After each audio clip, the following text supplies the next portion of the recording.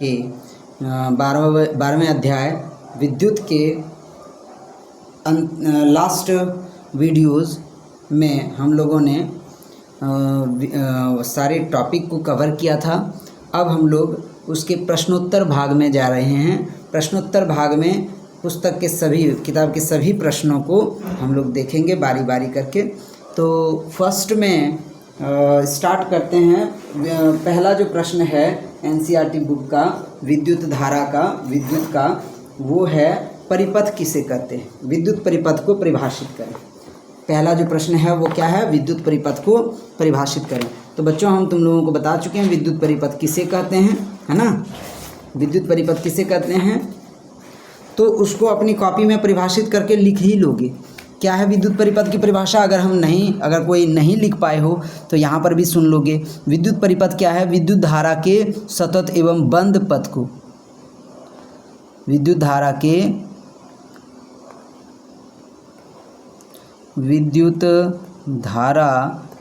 के सतत एवं बंद पथ को विद्युत परिपथ कहते हैं। ठीक है, बंद पथ को क्या कहा जाता है, विद्युत परिपथ। अब विद्युत धारा के मात्रक की परिभाषा लिखें, है ना। प्रश्न क्या है, विद्युत धारा के मात्रक की परिभाषा लिखें, है ना। तो विद्युत धारा के मात्रक क्या होता है, एक एम्पियर होता है। तो एम्पियर की परिभाषा क्या होगी, हम लिखवा चुके हैं। एक एम्पियर किसे कहते हैं, है ना। एक एम्पियर किसे कहते हैं, चूँकि हम करंट कैसे होता है I=Q/T, है ना। I=Q/T। तो क्या बोलेंगे, यदि किसी चालक में से एक सेकेंड में एक कूलम आवेश प्रवाहित हो तो हम चालक की धारा को 1 एम्पियर कहते हैं। क्या बोल दिए, यदि किसी चालक में से एक सेकेंड में 1 कूलम आवेश प्रवाहित हो। तुम लोग नोट भी कर सकते हो, जो हम बोलते जा रहे हैं, जो नहीं लिखे हो वो नोट कर सकते हो। यदि किसी चालक में से होकर 1 सेकेंड में 1 कूलम आवेश प्रवाहित हो, 1 सेकेंड में 1 कूलम आवेश प्रवाहित हो तो हम चालक की धारा को 1 एम्पियर धारा कहते हैं। 1 सेकेंड में 1 कूलम आवेश प्रवाहित हो तो, है ना। अब नेक्स्ट जो क्वेश्चन था वो क्या है, 1 कूलम आवेश की रचना करने वाले इलेक्ट्रॉनों की संख्या का प्रकलित कीजिए। 1 कूलम आवेश की रचना करने वाले इलेक्ट्रॉनों की संख्या निकालना है। तो सबसे पहले बच्चों हम लोग जानते हैं, यार नहीं भी जानते हो अगर कोई बच्चे तो इसको सीख लोगे, समझोगे, देखोगे अच्छे से। एक इलेक्ट्रॉन पर जो आवेश होता है वो आवेश का सबसे न्यूनतम मान होता है ना। एक इलेक्ट्रॉन पर जो आवेश होता है वो आवेश का सबसे न्यूनतम मान होता है। ठीक है, अभी हम लोग चलन में देखें, है ना, चलन में अगर देखें तो अब हम लोग का 0.5 यानी 50 पैसा सिक्का चलना बंद हो गया है ना। 50 पैसे का सिक्का चलना बंद हो गया है। अभी हम लोग 1 रुपये से स्टार्ट करते हैं। 1 रुपये, 2 रुपये, 5 रुपये, 10 रुपये, 20 रुपये, है ना, 50 रुपये, 100 रुपये। तो जो भी होता है 1 रुपये से चलना। सबसे छोटा सिक्का क्या हो रहा है अभी, 1। उसी प्रकार आवेश का सबसे छोटा मान जो होता है ना, और हमेशा वही रहता है क्योंकि उससे कम मान खोजा है, संभव ही नहीं हो पा रहा है, संभव ही नहीं होता है। इस वजह से एक इलेक्ट्रॉन का आवेश जो होता है आवेश का सबसे न्यूनतम मान होता है और इस आवेश को मूल आवेश भी कहते हैं। इस आवेश को मूल आवेश भी कहते हैं। तो एक इलेक्ट्रॉन पर आवेश कितना होता है, 1.6 × 10⁻⁻19 कूलम। 1.6 गुना 10⁻⁻19 कूलम ये एक इलेक्ट्रॉन पर का आवेश है। चूँकि अब इसमें हम लोग क्या देखेंगे कि 1 कूलम में कितना आवेश होगा। एक इलेक्ट्रॉन में इतना आवेश होता है तो 1 कूलम बनाने के लिए कितना इलेक्ट्रॉन हमको चाहिए, ट्राई करते हैं। तो हमको इलेक्ट्रॉन का संख्या चाहिए और कूलम हमको मिला है। कूलम हम जान रहे हैं लेकिन इलेक्ट्रॉन का संख्या नहीं जान रहे हैं। तो इसको हम लोग इस तरह लिखेंगे। एक नियम में क्या किया जाता है, जिसको निकालना हो उसको दाहिनी ओर लिखते हैं। तो हमको इलेक्ट्रॉन का संख्या निकालना है तो इलेक्ट्रॉन की संख्या को हम लोग दाहिनी ओर लिखेंगे। इलेक्ट्रॉन की संख्या को किधर लिखेंगे, दाहिनी ओर। तो 1.6 गुना 10 का पावर -19 कूलम आवेश बराबर 1 इलेक्ट्रॉन, इसलिए 1 कूलम आवेश बराबर 1 बटा इसका 1 बटा ये वाला यहाँ चलाएगा, है ना, इतना इलेक्ट्रॉन। तो 10 का पावर जो 19 है ना, वो ऊपर जाकर 10 का पावर 19 बन जाएगा। और 1 है तो पॉइंट इसका अगर हम उड़ा दें तो हमारा यहाँ 1 0 हो जाता है ना, 10/16। तो देखो बाबू, जब 10/16 को हम भाग देते हैं, यानी 16 को जब 10 को जब 16 से भाग देंगे तो 16 का पारा में तो कभी 10 आएगा नहीं, तो पॉइंट डालेंगे, 1 0 बैठाएंगे, 16 96 बच गया 4, फिर 0 पॉइंट डालें तो प्रत्येक बार एक 0 उतार सकते हैं। 40 हो गया, 16 दूनी 32 बच गया 8, फिर पॉइंट डालें तो 1 0 उतार सकते हैं। 80 हो गया, 16 85 0.625। फाइनली 10/16 का वैल्यू क्या आया, 0.625 गुना 10 का पावर 19 इलेक्ट्रॉन। अब क्या करते हैं, मानक रूप में लिखने के लिए, मानक रूप कैसा होता है, एक अंक और उसके बाद पॉइंट रखा जाता है। यानी हमारा 0.6 है, इसमें से 1 10 निकाल लेंगे और इसमें गुना कर देंगे तो पॉइंट हमारा यहाँ जो है वो यहाँ खिसक के आ जाएगा, है ना, यहाँ खिसक के आ जाएगा। तो इसमें खिसकाने के लिए क्या करना होगा, 10 से गुना करना होगा। तो 10 से गुना करेंगे तो 1 10 इसमें से घट जाएगा, 6.25 गुना 10 का पावर 18 इलेक्ट्रॉन हो जाएगा, किसमें, 1 कूलम आवेश में। ठीक है।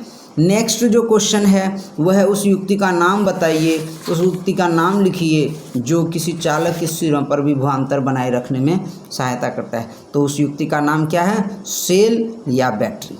ठीक है। नेक्स्ट जो क्वेश्चन है, दो बिंदुओं के बीच विभवांतर अगर 1 वोल्ट है तो इसका क्या मतलब है, इसका क्या तात्पर्य है। तो 1 वोल्ट का क्या तात्पर्य है हम तुम लोग को बता चुके हैं, 1 वोल्ट किसे कहते हैं, है ना। तो 1 वोल्ट का डिफिनेशन हम लोग लिखना है यहाँ पे। दो बिंदुओं, तो क्या होगा डिफिनेशन, इसका दो बिंदुओं के बीच विभवांतर 1 वोल्ट है। इसका तात्पर्य है कि एक बिंदु से दूसरे बिंदु तक इकाई धनावेश को लाने में किया गया कार्य 1 जूल हो रहा है, या किया गया कार्य क्या है, 1 जूल है। ठीक है। इसका अर्थ यही है कि हम एक इकाई धनावेश को जब हम एक बिंदु से दूसरे बिंदु तक ला रहे हैं तो हमको कितना कार्य करना पड़ रहा है, 1 जूल। इसलिए उसे हम लोग क्या कह दिए, 1 वोल्ट, विभवांतर को क्या कह दिए, 1 वोल्ट। नेक्स्ट जो क्वेश्चन है वो है, 6 वोल्ट की बैटरी से गुजरने वाला हर 1 कूलम आवेश को कितनी ऊर्जा दी जाती है। देखो, जब हम लोग धारा का डिफिनेशन पढ़े तो धारा का डिफिनेशन क्या था, धारा का डिफिनेशन क्या था, I = Q/T। फिर जब हम लोग विभव और विभवांतर पढ़े तो वोल्टेज का विभवांतर का डिफिनेशन क्या था, V = W/Q, है ना। तो यहाँ हमको क्या दिया गया है और क्या पूछा जा रहा है, 6 वोल्ट की बैटरी, वोल्टेज दे दिया है ना, वोल्ट दे दिया है, विभवांतर दे दिया है, पोटेंशियल डिफरेंस, बैटरी जो है बैटरी का विभवांतर दिया है, गुजरने वाला 6 वोल्ट की बैटरी से गुजरने वाला हर 1 कूलम आवेश यानी Q का वैल्यू दिया है, V दिया है, Q दिया है, आवेश को कितनी ऊर्जा दी जाती है, ये W यानी कार्य जितना होगा उतना ऊर्जा दिया जाएगा तभी न कार्य होगा। तो यानी W का हमको वैल्यू पूछा जा रहा है। यहाँ से अगर हम W देखें तो W बराबर क्या हो जाएगा, V × Q। क्यों, क्योंकि V = W/Q होता है, इसलिए W = V × Q हो गया। W बराबर V के जगह 6 वोल्ट गुना Q के जगह 1 कूलम, 6 एकम 6 जूल का ऊर्जा दिया जाता है। ठीक है। नेक्स्ट जो क्वेश्चन है वो है, यदि किसी विद्युत बल्ब के तंतु का प्रतिरोध 1200 ओम है, तंतु का प्रतिरोध, बल्ब का जो फिलामेंट होता है उसको हम लोग तंतु कहते हैं हिंदी में, है ना। तो उसका प्रतिरोध कितना है, 1200 ओम। तो R हमको मिल गया ना 1200। ठीक है। फिर क्या है, तो यह बल्ब 220 वोल्ट स्रोत से कितनी विद्युत धारा लेगा। वोल्टेज यानी दे दिया है 220 वोल्ट, है ना, पोटेंशियल डिफरेंस कितना है, 220 वोल्ट। और पूछा क्या जा रहा है, I, धारा कितना लेगा। तो हम पहले ही जान रहे हैं, ओम के नियम के बारे में हम जानते हैं, VIR में रिलेशन ये कहाँ से प्राप्त होता है, ओम के नियम से। तो ओम का नियम क्या है, V = IR। ओम का नियम क्या है, V is equal to I R, यही ना ओम के नियम से हम निकाले हैं। तो यहाँ हमको क्या पूछा जा रहा था, धारा के बारे में। आई चाहिए तो आई रखना चाहते हैं यहाँ, तो आर को हटाना होगा। आर कहाँ आ जाएगा, V बटा आर के रूप में। तो आई बराबर क्या लिखेंगे, V बटा आर। आई बराबर क्या लिखे, V बटा आर। तो V के जगह क्या आता है 220 वोल्ट, बटा आर के जगह क्या लिखेंगे 1200। एक शून्य कट गया, 22 बटा 120। जब 22 बटा 120, या सीधे हम जीरो को नहीं कटा रहे हैं, तो जब जीरो को नहीं कटाए तो कितना इसमें भाग देंगे तो कितना आएगा, 1200 भागा 220। 220 था तो 1200 का पहाड़ा में कहियो 220 नहीं आएगा, तो 0 पॉइंट डालेंगे, पॉइंट डाल के एक जीरो डाले, अब 2200 आ गया। 2 बार में तो 2400 आ जाएगा। 1200 का पहाड़ा 2 बार पढ़ेंगे तो 2400 आएगा, एक ही बार पढ़े। और क्या बच गया हमारा 1000। 1200 आया तो 1000 बचा, पॉइंट डालें 1 जीरो, 12 96, 9600 बच गया। फिर 400 पॉइंट डालें तो 1 जीरो उतार सकते हैं, 4000 होता है। 12 तिया 3600, 3600 में फिर 400 बचा। बार बार इस तरह 400 बचता ही रहेगा, और इसलिए हमारा क्या वैल्यू आ गया 0.183 एम्पियर। ठीक है, धारा का मान कितना हो गया 0.183 एम्पियर। नेक्स्ट क्वेश्चन जो है मैथमेटिकल क्वेश्चन है, एकदम जस्ट ऐसे ही है, ये तुम लोगों के लिए छोड़ दिए हैं। जैसे यहाँ क्या दिया है बाबू, यहाँ प्रतिरोध दिया है, वोल्टेज दिया है और धारा पूछ रहा है। वैसे ही यहाँ भी अगर देखोगे किसी विद्युत हीटर की कुंडली का प्रतिरोध दिया है, ठीक है, R बराबर कितना है 100 ओम। तो यह 220 वोल्ट यानी विभवांतर दे चुका है यहाँ पर 220 वोल्ट, है ना। तो कितनी धारा, फिर वही आई पूछा जा रहा है। तो ओम के नियम पर आधारित यह प्रश्न है, बना लोगे हमें उम्मीद है, आप लोग पढ़ते भी हो ध्यान से। ठीक है, नेक्स्ट क्वेश्चन क्या है, नेक्स्ट क्वेश्चन है जब कोई विद्युत हीटर विद्युत स्रोत से 4 एम्पियर धारा ले लेता है ना। वैसा ही प्रश्न है, लेकिन क्या है इसमें थोड़ा सा घुमाव है, इसीलिए इसको हम सॉल्व कर दे रहे हैं। जब कोई विद्युत हीटर विद्युत स्रोत से 4 एम्पियर धारा लेता है तो उसका टर्मिनलों के बीच विभवांतर 60 वोल्ट होता है।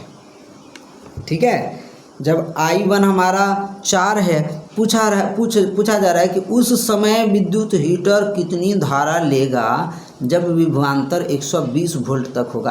यानी I पूछ रहा है और दिया हुआ है क्या V, तो V दिया है भाई, 3 ठो चाहिए था, 3 ठो होता है ओम का नियम में V I R, तो उसमें से कम 2 ठो देना होता है। यहाँ केवल V दिया। देखो इसमें क्या है, इसमें जब 4 एम्पियर धारा है और 60 वोल्ट विभवांतर है, तो I और V दिया हुआ है, तो हमको यहाँ से R प्राप्त हो जाएगा ना। 3 चीज़ होता है V I R, इसमें से कोई एक चीज़ हमको पता नहीं हो तो हम पता कर सकते हैं, 2 चीज़ पता नहीं हो तो पता नहीं कर सकते।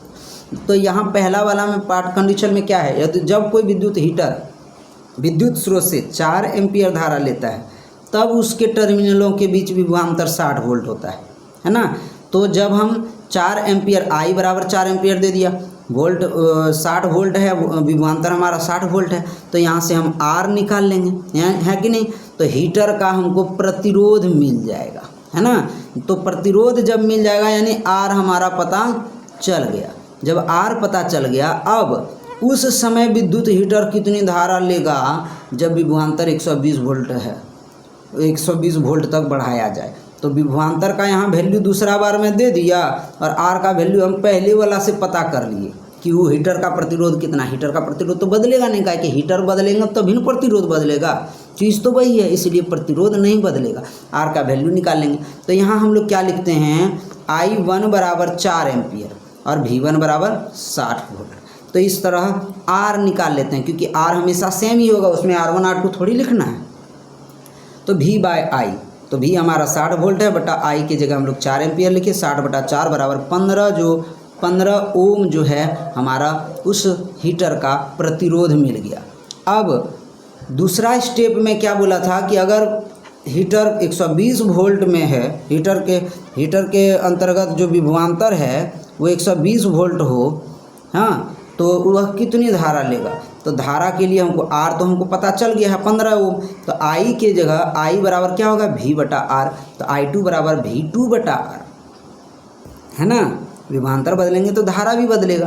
तो I2 इसको बोल दिए और वो V2 है, तो V2 बटा R, V2 की जगह 120 वोल्ट लिखे, R की जगह 15 ओम लिखे, तो 120 बटा 15, तो 15 अठो 120 से, यानी धारा कितना हो जाएगा 8 एम्पियर। ठीक है, ये हमारा आंसर हो गया। नेक्स्ट जो क्वेश्चन है वो क्या है, एक झलक देख लेते हैं क्वेश्चन तो, है ना। नेक्स्ट क्वेश्चन है, बहुत ही अच्छा है प्रश्न है। यहाँ हम लोग कितने प्रश्नों को सॉल्व किए हैं बाबू, 9 प्रश्नों को। 10वां प्रश्न है ना, 10वां प्रश्न है। 10वां प्रश्न क्या है, ये किसी धातु के 1 मीटर लंबे तार का, किसी धातु के 1 मीटर लंबे तार का, ठीक है, 20 डिग्री सेल्सियस पर प्रतिरोध जो है 26 ओम है। प्रतिरोध कितना है 26 ओम। ठीक है, यदि तार का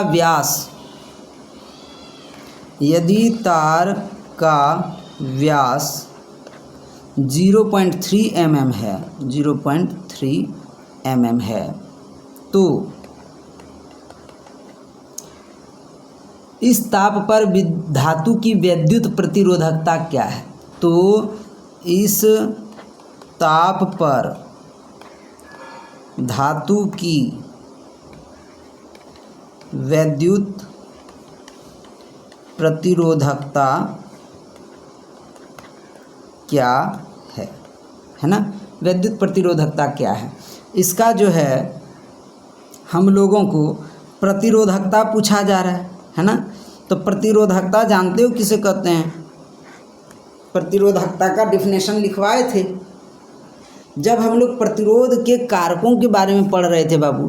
तो उस समय हम लोग देखे होंगे कि जो प्रतिरोध है वो लंबाई के समानुपाती, उसके अनुप्रस्थ काट के क्षेत्रफल के व्युत्क्रमानुपाती, है ना, होते हैं, ऐसा करके पढ़े थे। और जो समानुपाती नियतांक था वो रो था, और रो को ही प्रतिरोधकता कहा जाता था, है ना। तो R = ρ × L/A।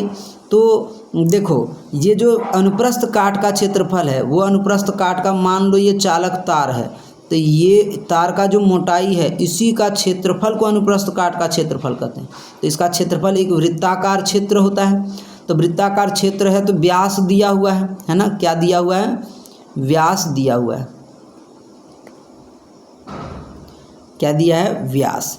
व्यास का वैल्यू कितना है 0.3 mm। तो इसको 0.3 mm है, तो त्रिज्या क्या हो जाएगी, R बराबर कितना हो जाएगा, इसका त्रिज्या जो है वो हो जाएगा 0.15 mm, है ना। त्रिज्या हमारा 15 mm हो जाएगा। और तार का लंबाई कितना दिया है 1 मीटर, 1 मीटर लंबे तार को, तो 1 मीटर यहाँ L बराबर कितना लिखेंगे 1 मीटर।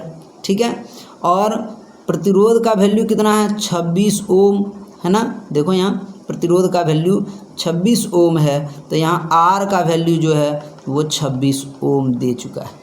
देखो इसको ना हम लोग मीटर में पहले लिख लेंगे, क्योंकि मिलीमीटर थोड़ी होगा, तो चूँकि 1000 से भाग देना होगा मीटर में लाने के लिए।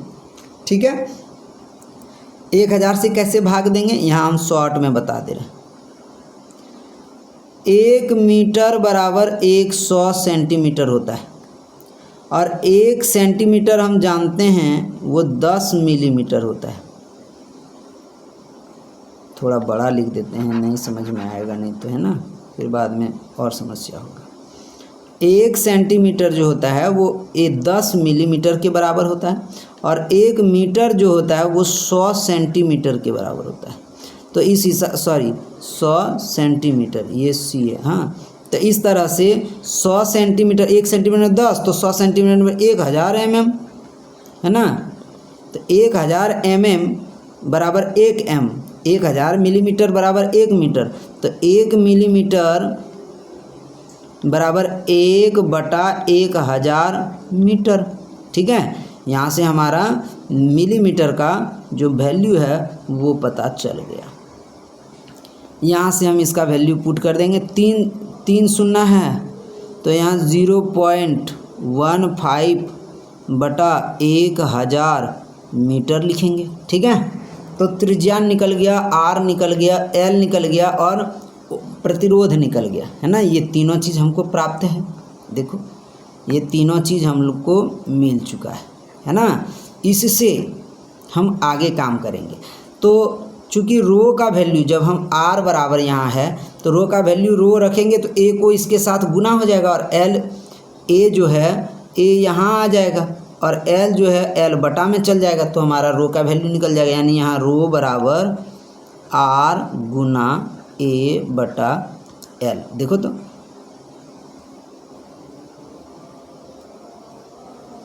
देखो यहाँ पर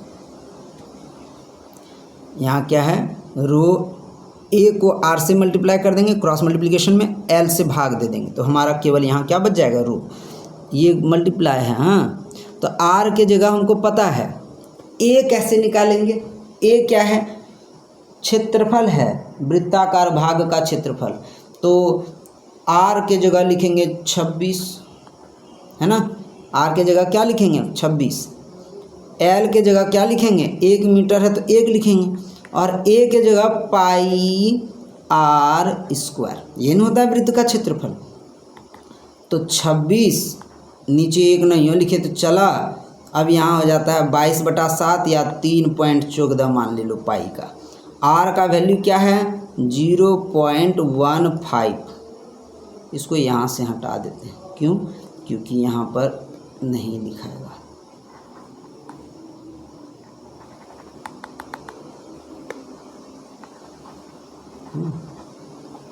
नेक्स्ट यहाँ पर हम लिख दे रहे हैं रो इज इक्वल टू 26 गुना 3.14 गुना आर के जगह 0.15 गुना 0.15। क्यों, क्योंकि ये स्क्वायर है, बटा 1000 गुना 1000 गुना 1000। ठीक है, तो अब जो है वैल्यू निकालेंगे 26 3.14 को 26 से गुना करेंगे और 15 0.15 को मल्टीप्लाई करेंगे, इसको सॉल्व करेंगे, है ना। तो सॉल्व करने से कितना आ जाएगा, सॉल्व करो। 26 गुना 3.14 करेंगे तो 3.14 3 छक 18 14 18 1914, है ना। 1914 के 4 हाथ में बच गया 191। 314 गुना 2 628 और 191 28 1 29 629 628 और 200 कितना होता है 628 और 200 828। 828 में 9 कम कर दो 818। क्या अंक के बाद पॉइंट हो गया, 2 अंक के बाद पॉइंट, 2 अंक के बाद पॉइंट कर दिया। ठीक है, 81.84 हो गया। और 15 गुना 15 225 होता है। 2 4 अंक के बाद पॉइंट होगा तो यहाँ तो और मिस्टेक होगी, थोड़ा सा इसको इरेज करके अच्छा से लिखना होगा।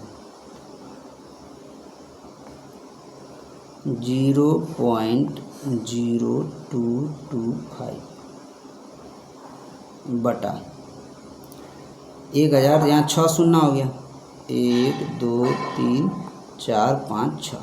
1000 गुना 1000 6 शून्य वाला हो जाएगा।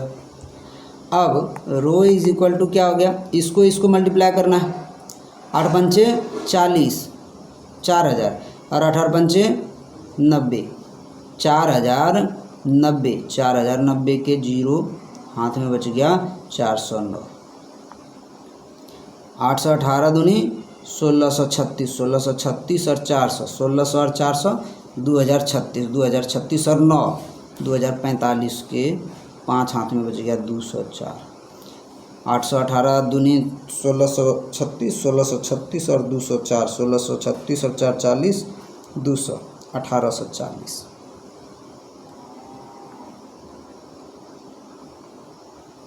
क्या अंक के बाद पॉइंट होगा, 1 अंक के बाद यहाँ और 4 अंक के बाद यहाँ, 4 1 5 अंक के बाद, तो 1 पॉइंट यहाँ हो जाएगा, है ना, ठीक है, बटा 6। ठीक, अब 6 अंक तक इधर चला आएगा, पॉइंट खिसक जाएगा। तो फाइनली क्या लिखेंगे, देखते हैं। पहला जो है इसका 0 है, ये है, 5 है, ये है, 0 है, 8 है, सॉरी 4 है, 8 है। अब पॉइंट था तो पॉइंट अब नहीं रखेंगे, 1 0 क्या अंक पॉइंट इधर खिसकाएंगे, 6 अंक, 2 अंक हुआ है, 3 4 5 6 अंक। अब पॉइंट हम डालेंगे, ठीक है, 0 वाला से भाग ऐसा ही दिया जाता है, ठीक है। तो पॉइंट कितना अंक खिसका एक झलक देख लो। पॉइंट था हमारा यहाँ, है ना, 1 के बाद पॉइंट था, 1 के बाद पॉइंट था, तो 1 2 3 4 5 6, क्योंकि 6 सुनना था, 6 अंक के बाद पॉइंट इधर आएगा। तो इतना क्या, इसका मात्रक क्या होगा, देखो यहाँ अगर देखें तो ओम होता है, रो का जो सूत्र है, वो क्या है, ये है ना, R गुना A बटा L, R के जगह ओम लिखेंगे, नहीं, A के जगह m स्क्वायर, क्योंकि उसका मीटर स्क्वायर, और L के जगह मीटर, तो 1 मीटर कैंसिल, ओम मीटर हो गया इसका सूत्र। तो यहाँ क्या लिखेंगे, इतना ओम मीटर। अब इसको मानक रूप में एक झलक लिख देते हैं ना। मानक रूप क्या होता है, यहाँ, अच्छा ये चीज़ क्या था, 1.8, 4 है तो 4 ही रहने दो, ठीक है, इसके आगे वाला हटा भी सकते हैं, कोई दिक्कत नहीं है, गुना 10 का पावर, इसको क्या लिख सकते हैं, 10 का पावर 6। जब ये ऊपर जाएगा तो इसको हम चेंज कर सकते हैं, 1.84 गुना 10 का पावर -6 ओम मीटर। ये हो गया हमारा एग्जैक्ट रो का वैल्यू, ठीक है। नेक्स्ट जो है हम लोग क्या देखेंगे, नेक्स्ट एक और प्रश्न है, न्यूमेरिकल प्रश्न, वो क्या है, 11वां नंबर होगा ना। 11वां नंबर क्या होगा कि 4 ओम प्रतिरोध के किसी तार की मोटाई 2 गुनी कर दी जाए तो तार का नया प्रतिरोध प्रकलित कीजिए। 4 ओम प्रतिरोध के किसी तार की मोटाई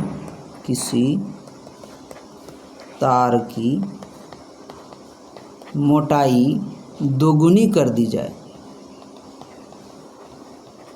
2 गुनी कर दी जाए तो तार का नया प्रतिरोध प्रकलित कीजिए। तो तार का नया प्रतिरोध ज्ञात कीजिए। अच्छा, मोटाई से रिलेटेड प्रश्न आ गया है ना। तो देखो, मोटाई से रिलेटेड जब प्रश्न आता है तो क्या करते हैं हम लोग, प्रतिरोध और मोटाई से रिलेटेड एक सूत्र क्या पता है हमको, R = ρ × L बटा A, है ना। तो रो क्या है, पदार्थ की प्रकृति पर डिपेंड करता है और इसलिए रो चेंज नहीं होगा, है ना। तो ये R1 मान लेते हैं, ये क्या मान लेते हैं, R1। तो L1 और A1, है ना। अब हमको चेंज करना है, दूसरा R2 ज्ञात करना है, दूसरा प्रतिरोध ज्ञात करना है। R2 बराबर रो का तो रो रहेगा ही, है ना, और L के जगह लंबाई दूसरा हो जाएगा। यह लंबाई दूसरा नहीं, लंबाई भी सेम ही बोला जा रहा है, खाली मोटाई दुगुना करना है। तो लंबाई सेम ही है, L1 के जगह L1 लिखेंगे, मोटाई अलग हो जाएगा, यानी इसका जो एरिया है, क्रॉस सेक्शनल एरिया, जो अनुप्रस्थ काट का क्षेत्रफल है, वो केवल बदल जाएगा, ठीक है, वो क्या हो जाएगा, केवल बदल जाएगा। तो एक काम करते हैं, रो L1 का वैल्यू, रो और L1 का वैल्यू हम यहाँ से निकाल सकते हैं। यहाँ हमारा चेंज क्या हुआ, A2 ना, तो A2 का A2 ही रहने देते हैं। अच्छा, क्या बोला जा रहा है कि दुगुना कर देंगे, मोटाई क्या कर देगा वो, दुगुना, मोटाई दुगुना हुआ। इसका मतलब क्या हुआ, ज़रा सा गौर से देखो। अगर क्षेत्रफल हमारा ये वाला क्रॉस सेक्शनल एरिया अगर 1 मीटर स्क्वायर है, तो अब वो 2 मीटर स्क्वायर कर देगा। ये मोटाई क्या कर देगा, 2 मीटर स्क्वायर। तो ऐसे में क्रॉस सेक्शनल एरिया ही तो दुगुना हुआ ना, है ना। तो यहाँ क्या है, इसको हम ऐसे भी लिख सकते हैं, L1 पहले रो गुना L1 बटा 2A2, ठीक है, सॉरी 2A2 लिख दिए ना, मिस्टेक हो गया। 2A1, A1 का दुगुना, जो A2 है वो 2 गुना A1 है, एरिया को दुगुना कर दिए। तो गौर से देखो, इस 2 को हम बाहर निकाल लेंगे। R पहला क्या बोले, R1 क्या होता है, पहले जो तार का मोटाई सेम था, तो रो गुना L1 बटा A1। अब जब हम चेंज कर रहे हैं तो उसको R2 लिख रहे हैं, R2 के जगह क्या लिखेंगे, रो L1 लंबाई सेम है लेकिन जो मोटाई है वो A2 लिखे, और A2 को हम क्या कर दिए, A2 चूँकि दुगुना है किससे, A1 से, मोटाई जो है A1 जो है इसको दुगुना कर दिया गया, तो रो गुना L1 का L1 ही रहेगा, 2A1 हो गया। A2 क्या है, A1 का दुगुना है। अब 2 को हम यहाँ कॉमन ले लेंगे, 1/2 रो इंटू L1 बटा A1, है ना।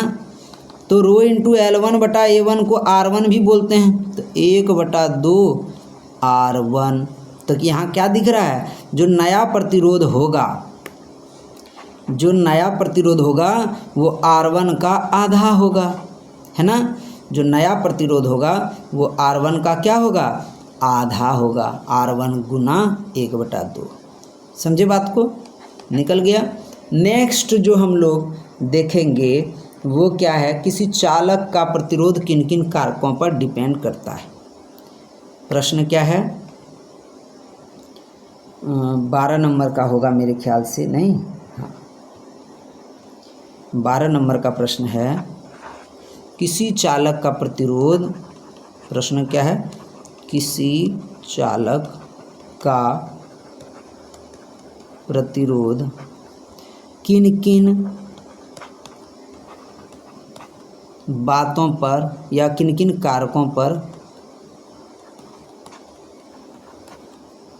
निर्भर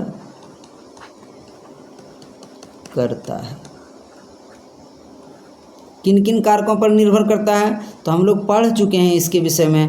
पहला क्या था, चालक की लंबाई पर, है ना। दूसरा क्या था, मोटाई पर, जिसको हम लोग अनुप्रस्थ काट का क्षेत्रफल कहते हैं। तो तीसरा था तापमान पर, है ना। और चौथा क्या था, पदार्थ की प्रकृति पर, चालक की प्रकृति बोलते हैं ना, चालक की प्रकृति पर, ठीक है। तो लंबाई पर, मोटाई पर, तापमान पर और चालक की प्रकृति पर। तो लंबाई पर कैसे, तो अगर देखो इसको हम शॉर्ट में हम लिखते जाते हैं। लंबाई पर कैसे निर्भर करता था, अगर चालक की लंबाई अगर बढ़ रही है, लंबाई अगर बढ़ रहा है तो उसका प्रतिरोध क्या होगा, बढ़ेगा, ठीक है। प्रतिरोध भी क्या होगा, बढ़ेगा, ठीक। लंबाई अगर बढ़ रही है तो प्रतिरोध क्या होगा, बढ़ेगा। तो क्या लिखेंगे, यदि किसी चालक की लंबाई में वृद्धि की जाती है तो उसका प्रतिरोध भी बढ़ता है, अर्थात चालक का प्रतिरोध उसकी लंबाई के समानुपाती होता है, अर्थात चालक का जो प्रतिरोध है वो उसकी लंबाई के समानुपाती होता है। पहला पॉइंट में लिख दिए।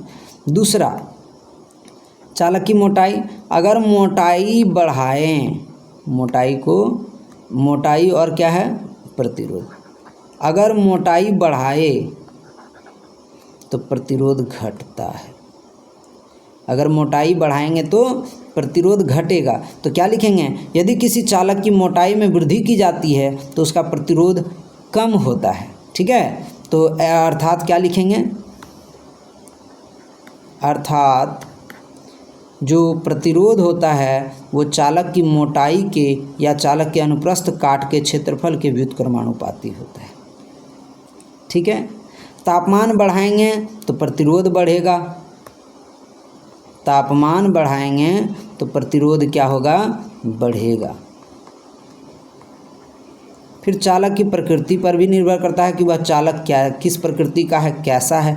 जैसे चांदी सबसे अच्छा चालक होता है तो उसका प्रतिरोध भी सबसे कम होता है, चालक की प्रकृति पर निर्भर। तो इसमें क्या लिखेंगे, किसी चालक का प्रतिरोध उसकी प्रकृति पर निर्भर करता है। ठीक है, चालक की प्रकृति पर निर्भर करता है। नेक्स्ट क्वेश्चन जो है ये हमारा इसका आंसर हो गया है ना। नेक्स्ट क्वेश्चन जो है वो हो जाएगा हमारा 11वां कि 12वां था, 13वां होगा ना। नेक्स्ट क्वेश्चन 13वां होगा। तो 13वां में क्या है, समान पदार्थ समान है, दो तारों में यदि एक पतला तथा दूसरा मोटा हो तो क्या लिखेंगे, समान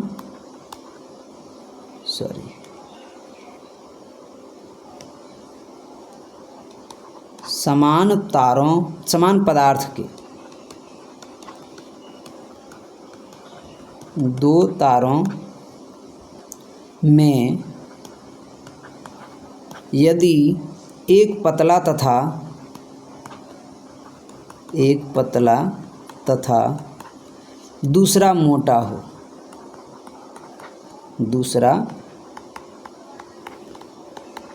हो तो इनमें से किसमें विद्युत धारा आसानी से प्रवाहित होगी, तो इनमें से किसमें विद्युत धारा आसानी से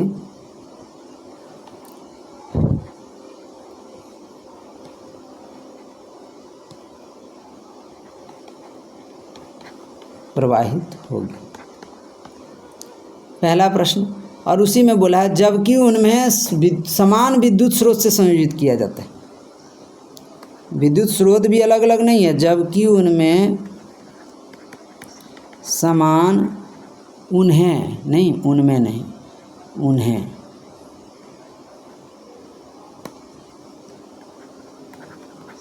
समान विद्युत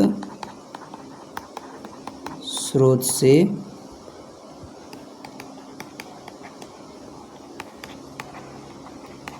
संयोजित किया जाता है।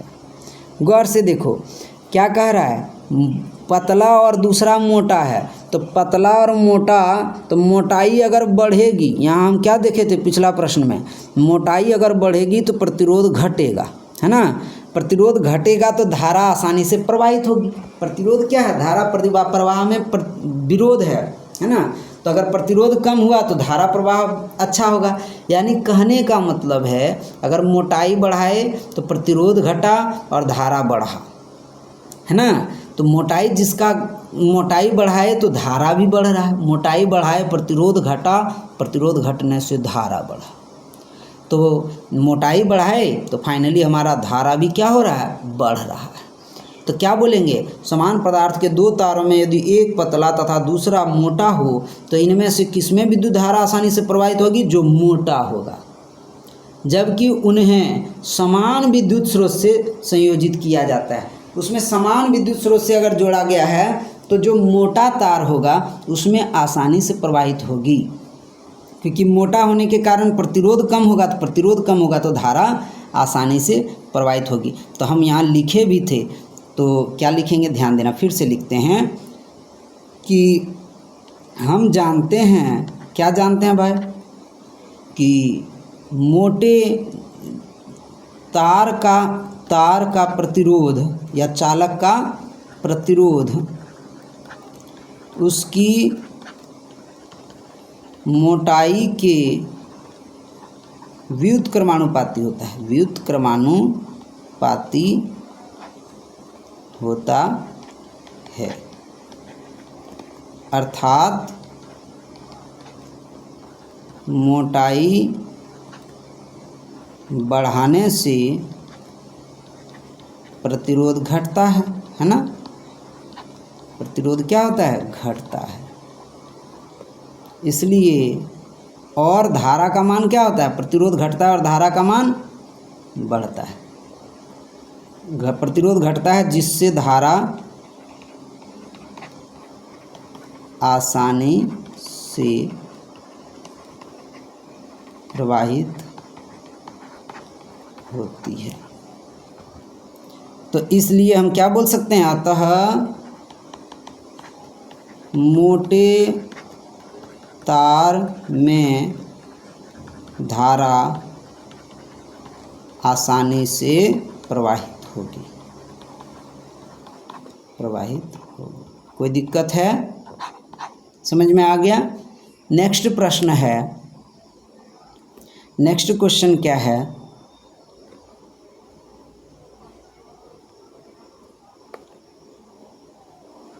तेरह नंबर होगा, 13 की 14 होगा, नहीं 14 होगा।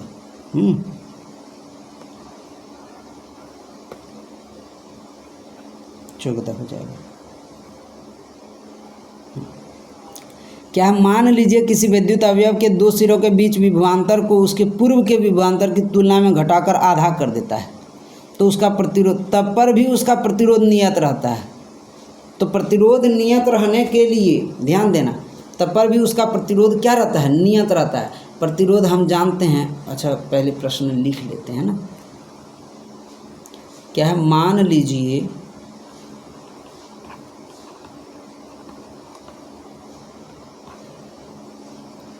किसी विद्युत अवयव के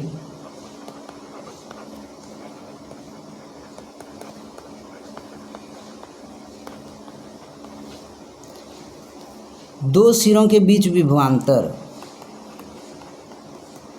दो सिरों के बीच विभवांतर को उसके पूर्व के विभवांतर से घटाया जाता है, या विभवांतर की तुलना में,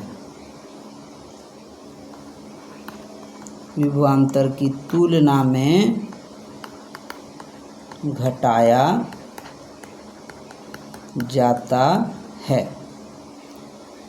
अगर घटाया जाता है, घटाकर आधा कर देने पर,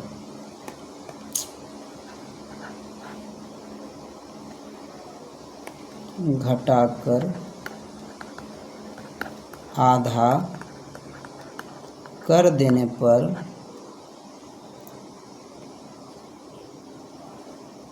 भी उसका प्रतिरोध नियत रहता है। उसका प्रतिरोध क्या रहता है भाई, नियत।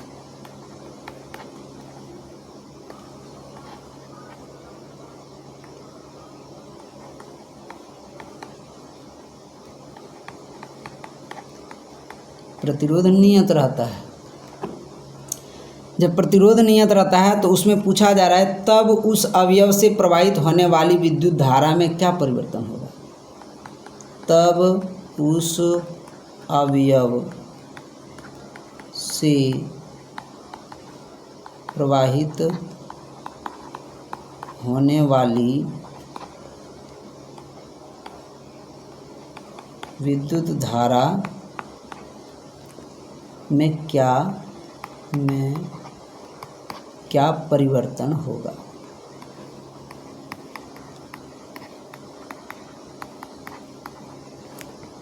क्या परिवर्तन होगा, एक बार फिर से प्रश्न पढ़ लेते हैं। देखो ध्यान से समझना। मान लीजिए किसी विद्युत अवयव के दो सिरों के बीच विभवांतर को क्या कर दिया, पूर्व के विभवांतर की तुलना में घटाकर आधा कर दिया। विभवांतर क्या कर दिया, आधा। और प्रतिरोध जो है फिर भी समान रहता है, आर ही है। तो उसके अवयव से प्रवाहित होने वाली धारा में क्या परिवर्तन होगा, ट्राई करते हैं, देखते हैं।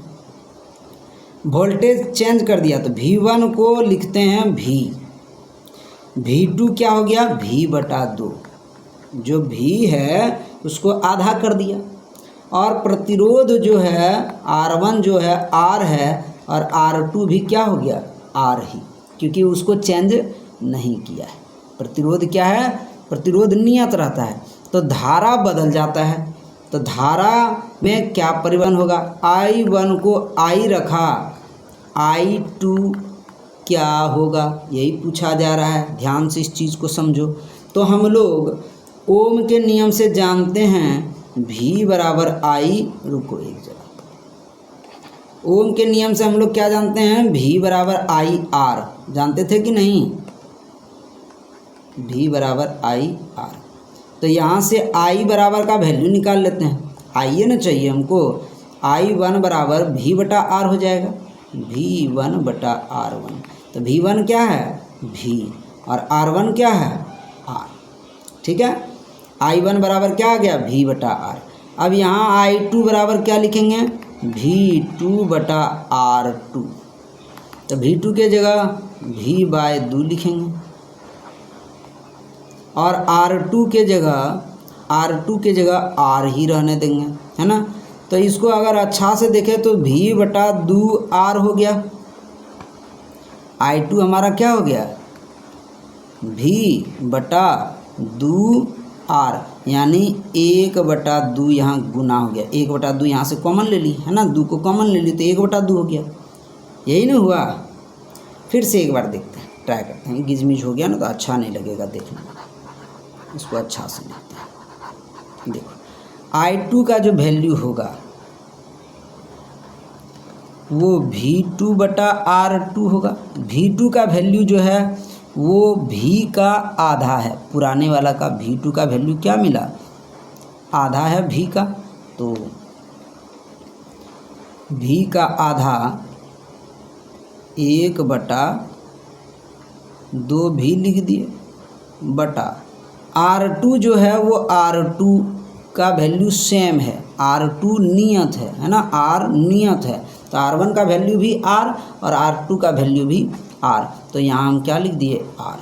तो अब इसको अच्छा से लिखे 1/2 गुना V/R, तो V/R तो हमारा क्या है, यही है हमारा I1, तो इसको हम क्या लिख सकते हैं 1/2 I1।